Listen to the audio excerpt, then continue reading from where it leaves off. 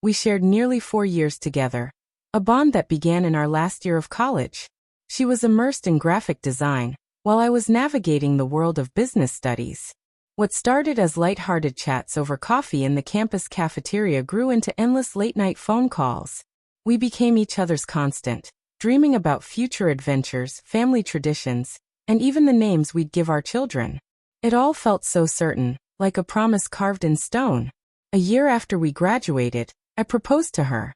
I chose a serene beach at dusk, knowing she cherished quiet, heartfelt moments over extravagant gestures. As the sun sank into the ocean, I knelt before her, my heart racing. Her eyes sparkled with tears as she whispered, "Yes." That moment felt like the start of our forever. We dove into wedding plans with enthusiasm, scouting venues, drafting guest lists, and laughing over whether the cake should be vanilla or mocha. We set a date for the following summer, and everything seemed to align perfectly. But then subtle shifts began.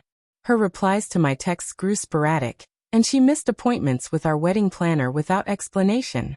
She'd brush it off, citing exhaustion from her job and a need for space.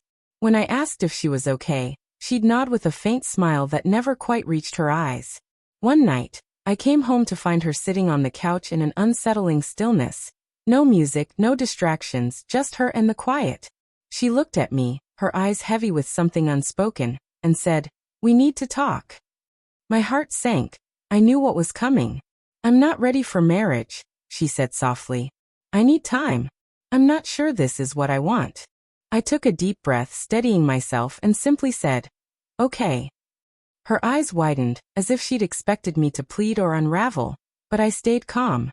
Without another word, I walked to our bedroom, opened the drawer, and pulled out the small velvet box that once held her ring. I held it for a moment, then left the room. The next morning, I visited the jeweler who'd sold me the ring, a gentle older man who remembered my nervous excitement from a year ago. I told him I wanted to sell it. He studied me quietly, then made an offer. I accepted, leaving his shop with a pocketful of cash and a strange blend of grief and relief. It was as if I'd closed one chapter and cracked open the possibility of another. 2 days later, her best friend reached out, her message laced with guilt. She revealed that my fiancé had been involved with someone from her workplace for 3 months. It wasn't about being unsure of marriage. She was sure she didn't want it with me. I didn't respond. I didn't confront my ex, didn't call or send anguished texts. Instead, I used the money from the ring to book a solo trip out west. I spent weeks wandering through dense forests, staying in rustic cabins, sipping coffee on secluded porches, and writing in my journal. I left my phone mostly untouched, shared my whereabouts with no one, and let the solitude work its quiet magic. Slowly, the ache in my chest softened into something like peace. Along the way, I crossed paths with strangers who left their mark. A warm elderly couple who welcomed me to their table when I seemed adrift, a group of travelers swapping tales by a campfire, a woman my age who listened as I poured out my story beneath a starlit sky. We didn't exchange contacts. We just shared that fleeting moment, and it was enough. When I returned home, I found messages from my ex. She apologized, said she missed me, asked to meet. I read them, but I didn't reply, not out of anger, but because I had no words left to give. She'd made her choice and I'd made mine.